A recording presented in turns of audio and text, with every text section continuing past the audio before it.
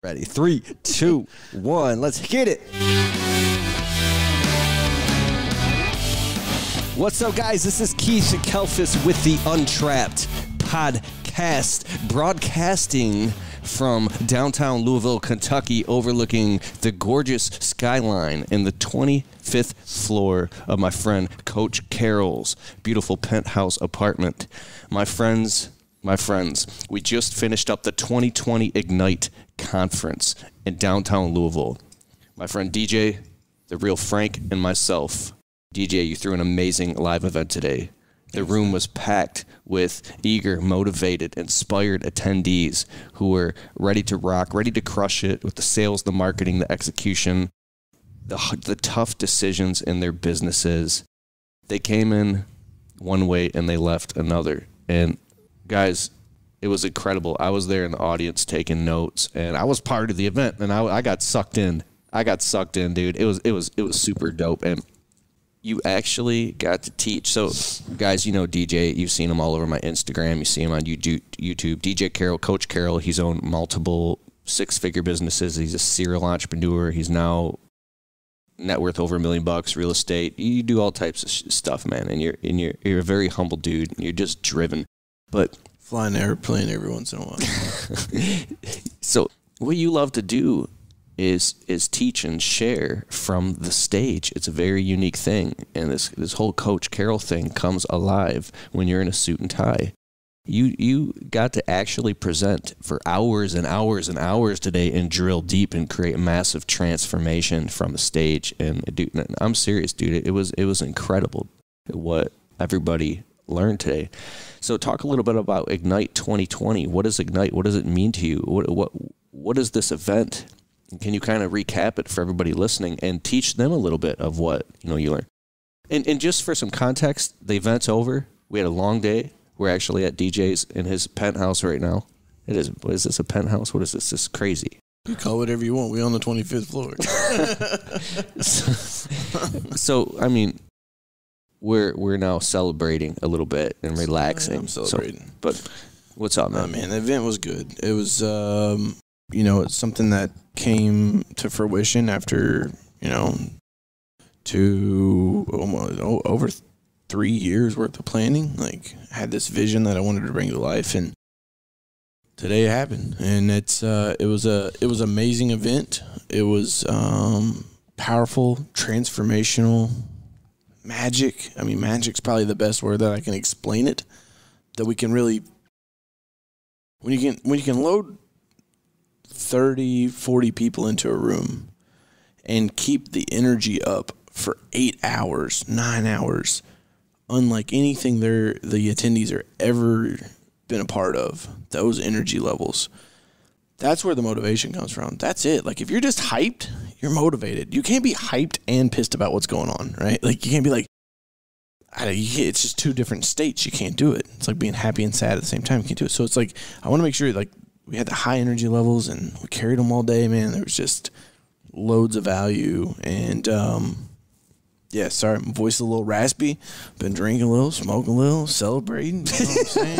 I didn't want to say anything. You guys notice his voice a little bit. I had one drink at the downstairs. We ate restaurant at the bar, and then we just had a shot of tequila. And I never drink, and I got a full body buzz.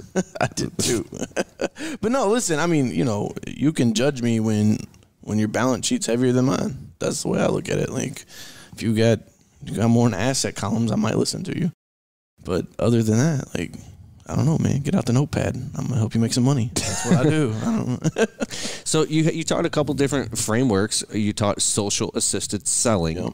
And then the next one, you were talking about, oh, God, what was it? It was sales and marketing execution. It was crazy. Yeah. I mean, the first one of the day, we had to see it to believe it, which was the whole framework of personal development, which is, give it to you guys, it's dream more, be more, do more, and give more. Those, I think, are the 4 pillars of entrepreneurship. And no matter if you're working in a job or you own a company, it is something that, entrepreneurship and certain principles play a big role. And so that was exciting, man. Did breathing exercise that I learned from my man Tony Robbins, and it's I don't know, man. It was a great day.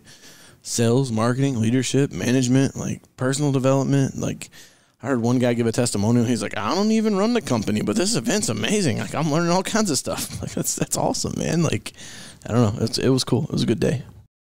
Now, the real Frank was there. You guys might not know who he is. He's not all over social media, but this guy is doing what? He did 40. He did 40 seminars, public and private, in 2019.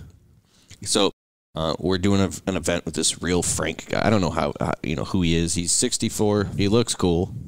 He's Slovenian guy. It's and he's just got a cool track record, man. The dude worked for GE Appliances, and they're like problem solving thing. And he was telling me this one time about the story of how he was in the room when they were figuring out they had these jet engines that were blowing up, right? I hope I don't get him in trouble for this saying this, but like they had these jet engines that were blowing up, and he was part of the team that went in, that GE sent in and said, go fix this shit. So like they fly to the factory, they're there for like 9 weeks. And at the end of 9 weeks, it comes down to the engineering guy and the assembly guys. Like those two teams were in the room, and they were like, all right, well, how do you put this bearing in? And the guy's like, oh, we'll put it in like this. And the engineer goes, no, that's backwards. I was like, nah, man, it doesn't matter which way it goes in. And the engineer's like, yeah, it does. So the whole reason they had these engines blown apart was because the technicians on the line thought it didn't matter which way the bearing went in, left or right. And the engineers did. And so, like, Frank was a part of that. So, like, when you're talking about a dude that's been with GE, RCA, and Sony, those are big, huge corporations that he just – I can't give my audience that experience. And I think he colored in a lot of areas that, is a natural weakness for me in my content. So it was a good time, man. Bro, when he was talking about leadership and people management and culture and dealing with, companies, employees, like he was speaking from cold hard. He's 64. He was like, I could tell, like it was pure meat and potatoes, dude. I was like, oh my God, this is incredible. Oh, dude, it was so good. There's no sugarcoating it with him either. Like, he just gives it to you straight. So, dude. And people need that. And I mean, there was a couple times today, like, I got a little rough with the audience too, because I just know that when I played sports, that worked on me. Like I had a high school coach, Coach Jones, and like he would just get in my ass, bro. But it would fire me up. He was my cross country coach. And so, like, I'm running races and stuff, and I roll my ankle at the state meet, and he's like, DJ, I don't care when you finish, but I need you to finish. And I'm like, all right, man, I'll do it for you. I'll do it for you, coach. Like, it's for the team. And so I just try to bring that type of environment in to where I can just jazz everybody up. I mean, let's face it. My goal is to be the world's greatest motivational trainer. That's it.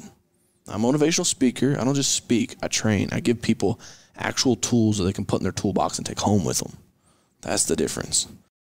And dude, we've been friends for like 5 years or something, and the stuff I learned from you today, I didn't even know you knew. I swear to God. It was crazy. Like you break down actual strategies with columns and sequences and spreadsheets and step by step, and then you like all this shit that I study and obsess over, organizational communication. And I know that you've been refining this over time, but it's like the ability to really go out and do it and then also train on it is a very powerful indicator that you're somebody that, that people in our industry and beyond could be listening to learn more about how to get to the next level. And it's like,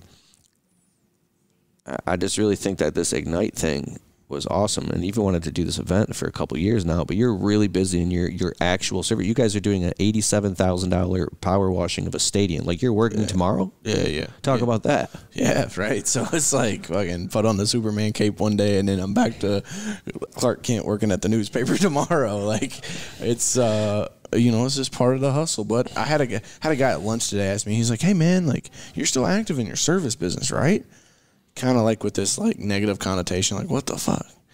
And I said, yeah, man, it's my sandbox. Like, I go and do things and make money. Like, it is a very profitable business, and I've got it structured very well. It's cool. I've been able to check with technology and be like, hey, this is a cool little system. Let's actually fucking try it before I just go teach thousands of people about it, right? There's a lot of people that just kind of come up with theories and go, well, shit, man, there's my topics. I'm going to talk to people. And then those are the same guys that when you try to put them on a Q&A panel, they're like, no, I'm good, bro. I don't need a mic. Because they don't know their stuff. They get a little piece. And so I think with Ignite, you know, it's so awesome. But tomorrow, I got to strap back up, man. I got to put the work boots on. We got guys showing up. Like, it's a big project. And I don't know. I think that I can deliver a certain message because I actually do it. I actually build the business. And it doesn't have to be the biggest business, but I'm playing ball. Been playing ball for a decade, too. Like, how many businesses are left? Take someone that has no college. What's the statistic? One of your listeners can do this for us, right? What's the statistic of a business owner that didn't go to college makes it more than 10 years in a business? It's more than 10 years? More than 10 years. Oh, isn't that no college education, and your business is still operating after 10 years? Like 90% of them go out of business in the first 5, or 80%, whatever the SBA says. But it's like, I don't know, man. Well, there's that percentage that just keeps treading water, and they're just in survival mode. Right. And the cool thing about that is I love social media. You can go scroll through my Facebook photos and see the house I lived in when I was 21. Like, it's all documented. You know what I mean? That's the cool thing about it is it's fun to go back and look. And it's going to be fun 10 years from now, dude, for us to come back and be like, hey, man, you remember when we did Ignite? Like, that'll be something awesome. I got some meat and potatoes for you guys right now. So Meat and taters. Meat and taters. So you're talking about, you know, if you have a profitable business or business model, he's squinting his eyes because he knows where I'm going. If you have a service business that isn't so profitable and you're pulling your hair out running around circles and you can't raise your prices much without losing clients, or if you like, can you actually like just raise your prices way higher than everybody else to like cut their lawn or trim their bushes or trim their trees with and keep somewhat of a clientele and then build a business off that, like profitable enough to scale? I don't think you can scale it, because if you go into that business of like, I'm the artiste, or clean their windows and all that. Well, it's like if you're going to say I'm going to charge my prices, I'm going to charge more than what the market will bear, right? So I've got to cherry pick these top of the food chain clients. If you're going to do that, you've got to give them something special, and the specialty is you. Like, you're the special sauce. You're the fucking thing that makes the Big Mac. And so they're going to pay more for that, but they're going to demand that. So you can't just like sell at that level and then like, oh, just kidding, Jorge and Hector are going to show up on Monday, not me, just like all the other landscaping companies. And they're going to like, hold on, I'm going to go call this other guy for half your price. So it's like that model works if you're going to be an owner-operator, but that's not scalable.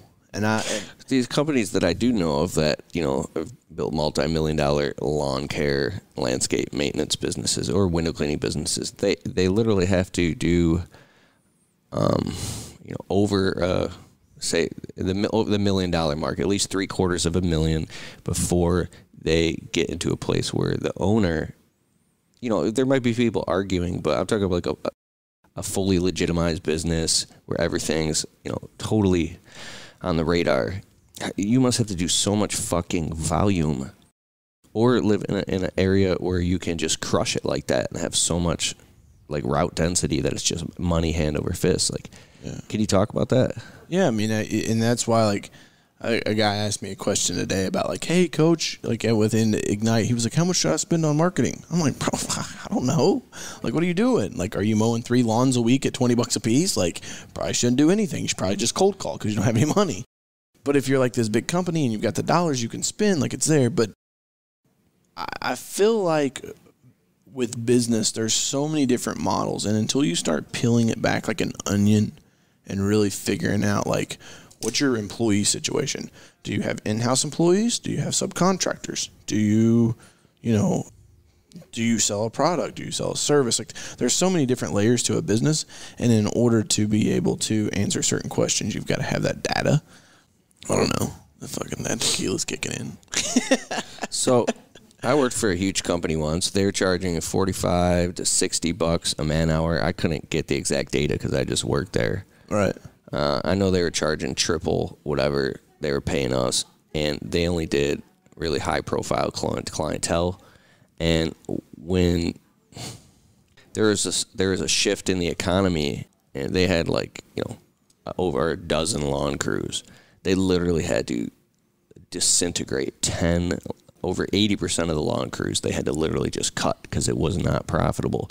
And they had other types of crews doing stuff. The construction made money and the tree stuff, but the lawn stuff just disappeared. Yeah.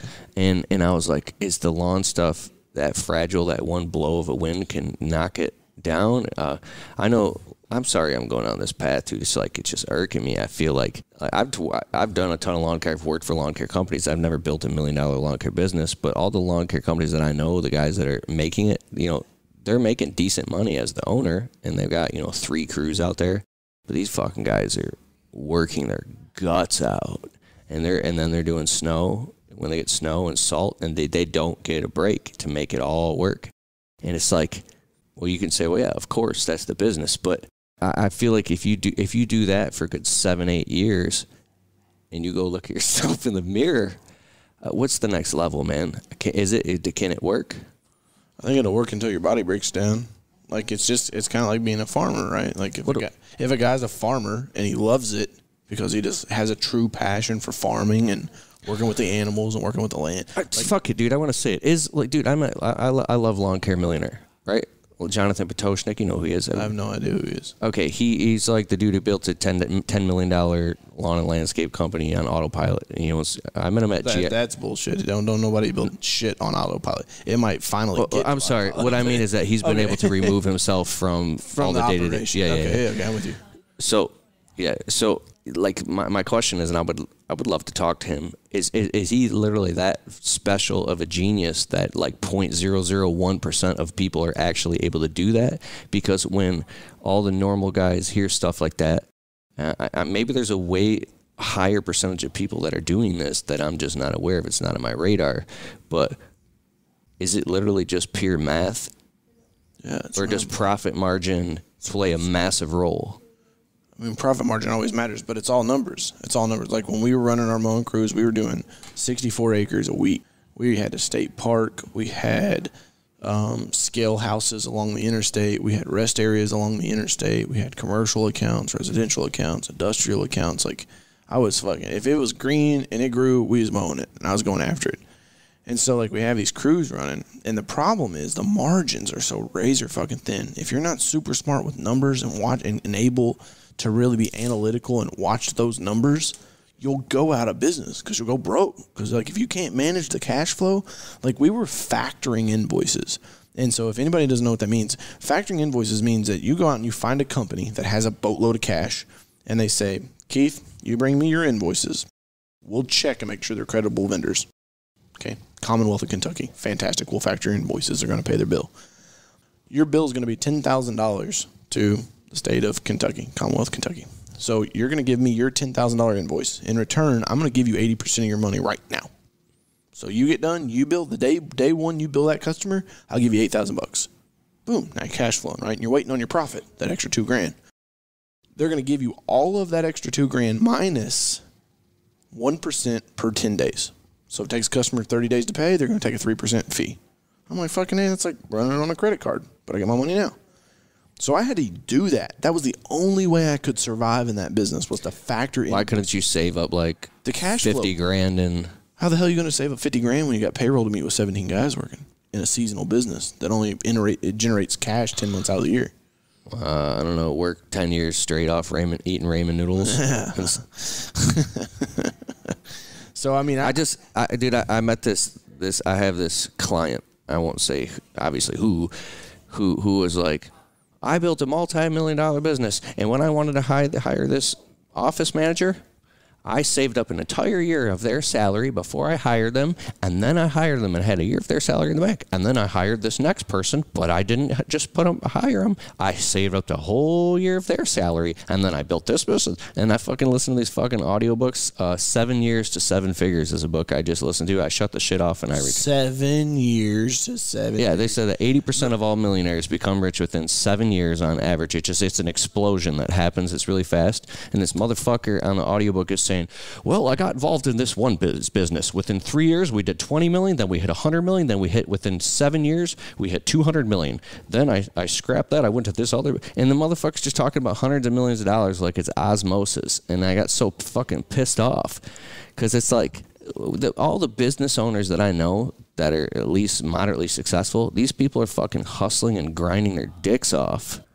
Like day in, day out, sacrificing for years to make it happen. Like even my friend Eric Reno, everybody knows Eric Reno, $5 million roofing company. This fucking guy physically bled every day, like fingers and shoulders bleeding from carrying bundles of shingles up and out. Like the fucking hustle. I tried roofing for 2 weeks and I quit.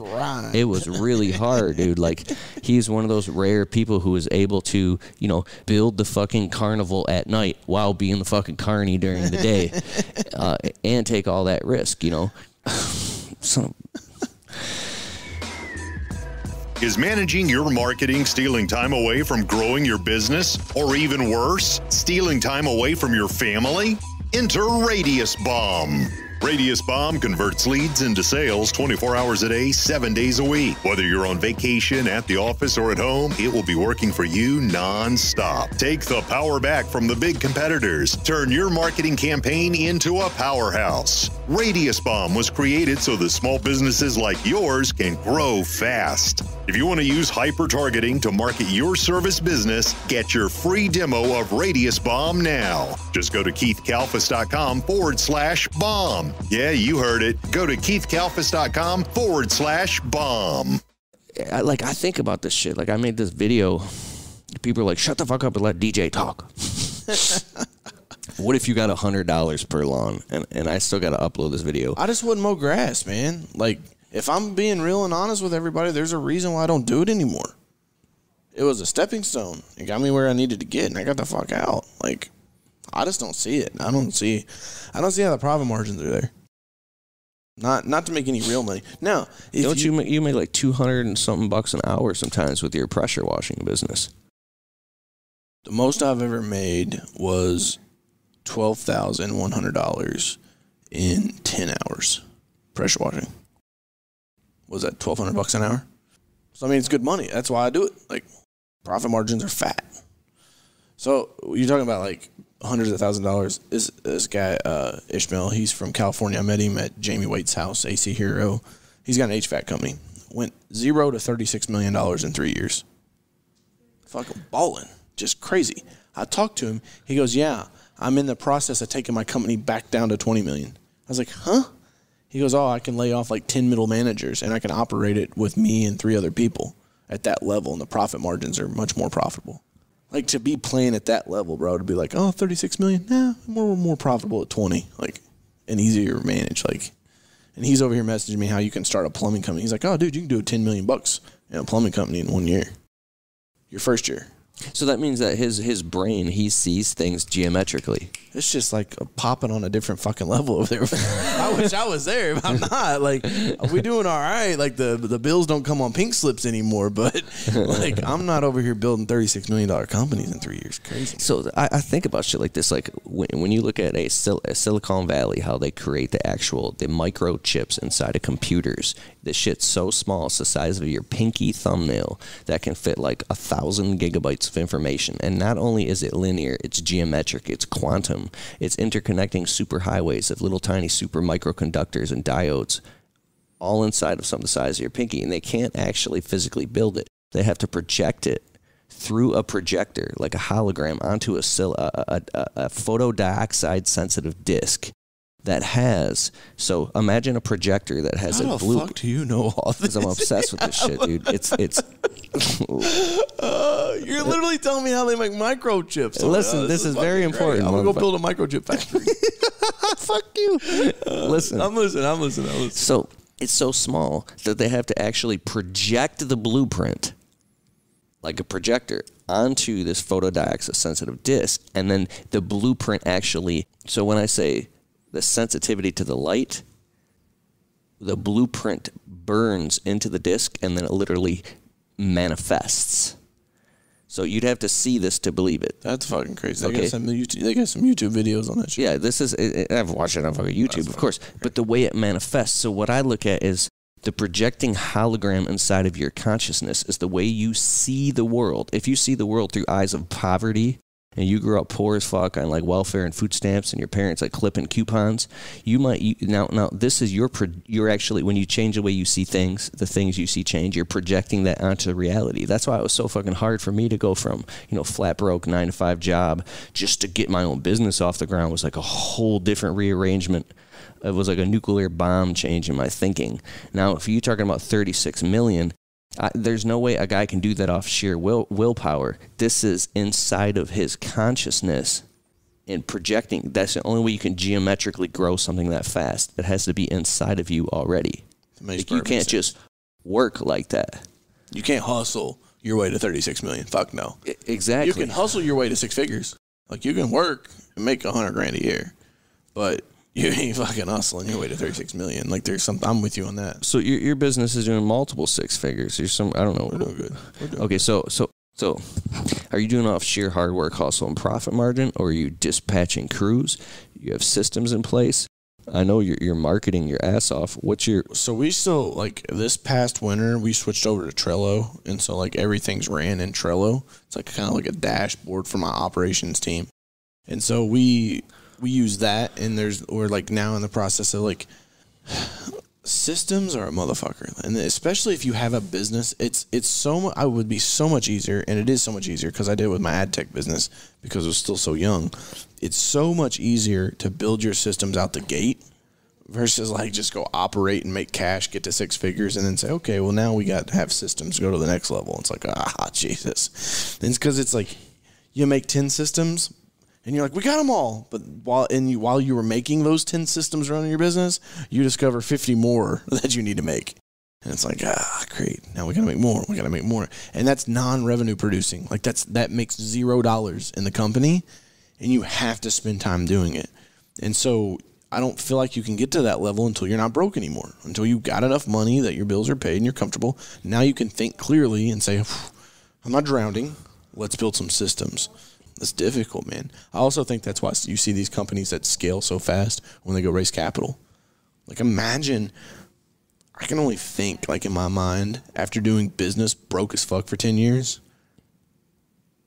what it would be like if my rich Uncle Larry just showed up and, like, knocked on the fucking door right now. I was like, hey, I'm your rich Uncle Larry. I know you never met me before, but you're the only kid I like, and here's $5 million.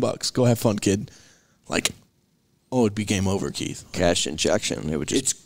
It's atomic bomb, bro. Like, it's because I just know where and what to spend it on. Like, we're dropping, like, $250,000 on Facebook ads in the next month. Like, you know what I mean? It's like... So, you don't have a production capability problem? No, because in my service business? Yeah. No, because we've literally built an online training platform, a certification program, and literally recruit other companies to come in and be certified pros so that when I get a job like the soccer stadium, we have 11 guys out there working, 10 guys out there working, and 6 machines rolling. Six power washers? 6 power washers rolling. That's a lot. That's crazy. We were spraying 64 gallons per minute combined. So you're talking about a 55-gallon drum getting dumped out on this place every 60 seconds. And one of those machines were our in-house machine, and I was on the job site management with 2 other employees. That's it. The rest were all like team members that we brought in that are, we call them our extended family, right? Like our extended team. It's these contractors, but it's not like the cheap, like, you know, because like it's got a bad taste. It's like, oh, subcontracts, like, you go find, you know, Bucket Bob and his cousin Tutu Tony. You sell the job for big dollars and sub it to those fucking guys. It's like, no, we find reputable people that want to do baller-ass jobs with us. And they make good money, and we pay them fast. So it's like a cool relationship. And so now, like, having this network, and there's no other thing like this. Like, there's no other, I know it's like, I put myself in my own box, but it's like, it's power washing. I get that. But there's no other network like this. No other company has this in the United States. Like, somebody could call me in Louisiana tomorrow and say, I got an apartment complex, I need power washed, and we'd get it done. It's crazy, man. I've removed the geographical boundaries in my service business, which is something that's very difficult to do. Dope. Sorry. So all the talk about, removing geographical boundaries, doing this and that, building systems, and, because the whole systems thing has been being talked about for about, forever, but heavy on social media for a good 4 to 5 years, just beating people. Systems. People are sick of hearing it. Yeah. That make low profit margin who don't understand how the hell they're going to put systems when they can't even get off the wheel for a second, or their business will fall apart. So, if you have to be out there at least 10 hours a day to make it all work, even if you are assigning and delegating to a crew. What I'm talking about is, let's say you need to hire an office manager. Your man-hour rate isn't high enough to do it. What do? Your business should close. Like, you can't. So if Twinkies is like, we want to start putting 3 Twinkies in the package for people. Well, that doesn't make sense. We start losing money, boss. It's like, all right, fuck it. We stick with 2. You know what I mean? It's like, if you're not charging enough to scale your business and get it to where you want it to be, then you're not going to be happy. So either you charge more, and if you can't charge more, you go the fuck out of business, find something else. So if you can't charge more, but let's say if you need more higher paying clients. Okay, so you're going to have to market and advertise twice as much to get the phone to ring way more, so you can sift through more people that aren't willing to pay that much, and have a refined selling, closing strategy, and building value, and selling packages and upselling and all that shit. We fucking know that. So you can sell more jobs at higher prices, resell to more customers, do 5 rounds, all that stuff. You know what I mean? It's like, so you can bring in more higher profit work to afford the office manager. But like I'm saying, you have to do even more revenue because you have to afford all of the more marketing and advertising. So these small business owners feel like, you're not just going from, A, B, C, D, E, F, G. It's almost like, so A is you're all by yourself. B is you and a guy, couple guys. C is you're running around like mad selling, jobs, and you got a crew out. But it doesn't go to like A, B, C, D. It goes like A, B, C, F. Like, it's weird. It's like you have to skip a jump. It goes from like you're juggling, you're throwing an orange up and down in your hand, and you don't just go to 2, you go to 4 all of a sudden. Like, what the fuck? Like, how am I going to do that? And guys will try to do it, and it's almost like I don't know. I'm saying it because I tried to do it. I had fucking 3 trucks. And it was so stressful that I was freaking out, dude. Like, and I was giving my fucking all, and it almost fucked up my marriage and everything, dude. Like, I was a basket case because I could only maybe run 3 trucks. And they're like, well, you need to have systems. So I'm like, what do? Let these guys just sit here and fuck up this whole job? Well, I go sit in the truck and write a system. No, you need to do it when you get home. Well, when I get home, I can't eat dinner with my family and I started freaking out because every which way I turned, I was getting fucking hammered. And then I was getting it from every angle. So how do you deal with shit like that? If you make really good money, can you just throw money at that problem? Money will make problems go away. I said that today. Money will put fires out. You have fires in your business, money will put them out. You can throw money at them. I think you make a good point, though, when you're talking about, like, not having the profit margin to scale. Like, that's a problem you have to fix. And I think business owners have a terrible time of looking at things subjectively and completely removing their emotions from the decision and saying the subjective numbers say I need to be charging $10 more per hour per man. And if I can't get that, then the market won't bear supporting this business. And so then you got to get the fuck out and go do something else if you want to be an entrepreneur. You can't say, well, there's 13 other companies that are in business. Motherfucker, they're probably all broke too. They just don't know. And so that's why they just turn and burn and turn and burn. Look at Craigslist, man. Every spring, tons of fucking mowers for sale. In the winter, tons of mowers for sale. It's the mowing business itself, and I know you've got huge ties in the green industry. Like, the money, if you want to be in the green industry, be a landscaper. Like, sell shit that has more intrinsic value. There's not a lot of value on cutting my grass. There is a lot of value on selling me some amazing new remodel that makes me feel all warm and fuzzy, new mulch and new plants and this and that. Like, that's where the margin's at. Because now you have multiple areas. Nobody knows what a fucking boxwood cost.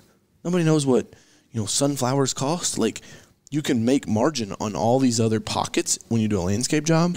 When mowing happens, You're literally just trading time for dollars, and you're getting paid on that man-hour labor. That labor for that, man, you guys are only out here 30 minutes. You're going to get paid what Joe Schmo values his time for 30 minutes. That's the difference with pressure washing. When that exact same client that's an attorney comes out and he says, you were here for 30 minutes, man. Like, you charged me $197. My time's worth $150. Like, what the hell? When he looks at his 3-story home and says, I got to power wash this thing, that means I got to get on a ladder. I don't even own a ladder because I'm an attorney and I make $300 an hour. Why the fuck would I own a ladder? I just hire people that have ladders. So he's looking at it from the standpoint, if I try to do this myself, it's going to take me all weekend. It's like, I'm going to die. Right. There's a risk reward. And so then we show up and I'm like, yeah, Mr. Johnson, that's $497. We'll get you taken care of. And you get a 12-month warranty. And we're A+ rated by the Better Business Bureau. I make it so easy for them to go, oh, well, yes, I trust you. Do it. $500, done. And then I roll up in an hour and a half and make that money. Because we have arbitrage. We've talked about this tons of times on the phone. If you can have arbitrage in your business, which means that your customer thinks it costs X when really it only costs you Y, you make the difference. That's what we do on a house wash. You can't do that with mowing grass. Because little Jimmy, 13-year-old neighborhood kid, will fucking do it for half your price every single time. I don't understand residential lawn care at all. I would never want to do that. Mowing residential lawns is fucking stupid. Sorry. I'm going to, like, there's half your audience just lost me, but I feel like I owe it to them to tell them, I've been there. I had 3 mowing crews, like 64 acres a week, bro. Like, take it for what you want. You could be butt hurt, or you can be like, damn, all right. I'm going to do that. I'm going to go buy a pressure washer. Or find something that you're passionate about. I was, a few years back, I was on the phone with Eric, and I was telling him this shit. So our average ticket price is $1,000, $1,000, okay? Nice. We sell a lot of these, I call them, just whole property trim packages. So we'll come in, we'll $2,000, $2,500. We'll trim up all the, bushes, ornamental trees, pull the weeds, and lay down 10, 12 yards of mulch. Be in and out in a day and a half, right? And that's profitable. The little tiny shit isn't profitable. I'm pulling my hair out there. But I said to Eric, I'm like, dude, I'm only making, let's just round up a couple points. I'm 30% profit margin. It's a little bit less than that, but we'll say 30%. I'm like, I'm only making fucking $300 off this shit. And Eric's like, dude, and this is a huge takeaway. He goes, I'm making the same fucking profit margin you are. I'm like, no, what are you talking about? You're making millions. He goes, no, you're selling $1,000 jobs. My average ticket price is $30,000. I'm making 30% off that. He goes, I'm making $10,000 per job profit. You're making $300. Why are you doing this? I'm like, he says, Keith, it takes the same exact amount of time for me to walk a property and sell a $30,000 roof as it takes you to go sell a $1,000 landscape job. I'm like, I never thought of that. Because when you do something for a living, it becomes so enmeshed in your identity. Yeah. I love Eric Reno, by the way. He's awesome, man. We connected marketing ROI a couple years ago, but I get it, man. It's what are you spending your time on? But so you're selling $500, $400 or $500 house washes or whatever? Yeah, but I'm doing it over the phone in a 7-minute conversation. So it's a one-call close. Okay, now I have to go out and visit a property. You do a one-call close. Over the phone. Okay, and then you dispatch a crew out that does it in an hour and a half. Correct. And they can fit several per day. Correct. So you can do a few grand a day or something. Mm-hmm. 12 to 1,500, which ain't bad money. You can pay a guy $20 an hour. So you can actually pay a guy good money, and it's easy work. It's not hard. Like, I mean, I don't know. It's one of those things that I feel like I'm giving up all my trade secrets. And I'm gonna like flood the power washing market now. Like I have all these landscapers like, fuck landscaping. I'm going to power wash. Amazing information. Don't do it. That's true. That's true. I fucking power, dude. I went out just because I bought a house. I'm like, well, fuck. I want to buy a power washer for my house, a good one. So I'm just gonna go sell. I used to do power washing, so I just sold a power washing job for $800. Fuck, dude. I went and bought this soap from Home Depot, and I pre-wet the house down, and I was doing one side at a time. And I was up on a ladder with a pressure washer for hours, dude, doing it all wrong. I was so scared, bro. Like I was afraid that I was doing it wrong. It took forever. It took 6 hours to do that one house. Probably 6.5, including spraying all the gutters. And you can do it in an hour and a half. You probably don't want to share how, huh? Fuck no. Not yet, at least. So that's what arbitrage is when you have a special way or technology of doing something that most of your competition or other people don't know about. Yeah. And you can get some extraordinary result with little effort. Because technically arbitrage is IP, which is intellectual property, right? And like that's the things that you have to look in at a business. I look at a few things. I say, is there intellectual property in the business? Is it geographically bound, which means that it's tied to a locale, like a retail place, right? Very geographically bound. Service businesses semi-geographically bound. Is there reoccurring revenue? Like, can I sell this one time and get paid every month for it? And then lastly, does it surpass what I need in gross dollar margin? So there's gross percentage margin, like as a percentage, like, oh, I'm 20% profit margin. But 20% profit margin doesn't matter if your nut is $10,000 a month. Like, I don't give a shit what your margin is. You better be doing whatever you got to do to get $10,000 a month because that's what it costs you to run your business, right? So I look at my gross dollar amount, not just my percentage as a margin. Like, oh, 20% margin. No, like, I need to make X number of dollars. And so, like, those are some criteria I look at, and that's why Pressure Washing checked all the boxes. My ad tech business checks all those boxes. Real estate, I mean, it plays by a different set of rules, but it checks its own boxes. And then, oh my God, being Coach Carroll is just fucking fun. It has to check the boxes.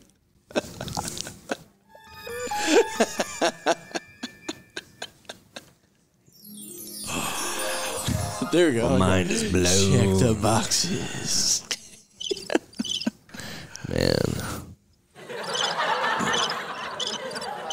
Okay, enough of that shit.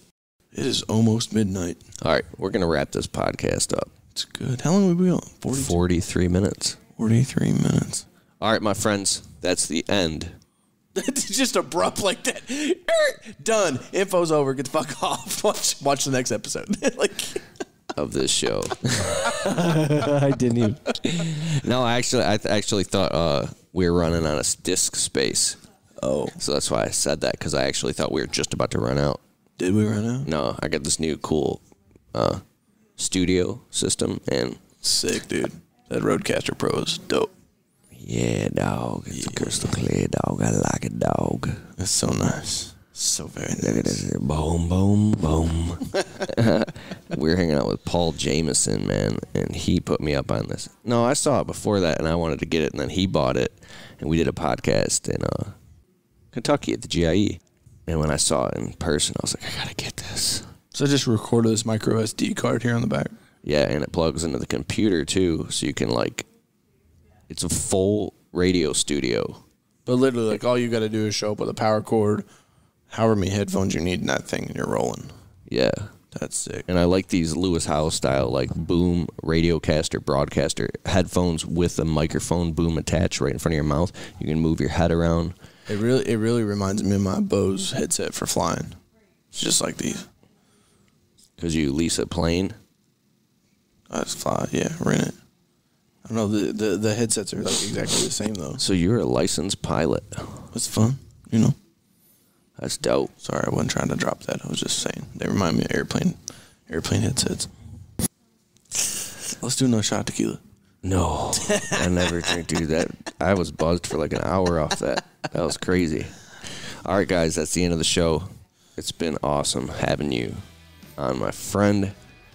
Ignite 2021. That's right, man. Go leave a review on the podcast.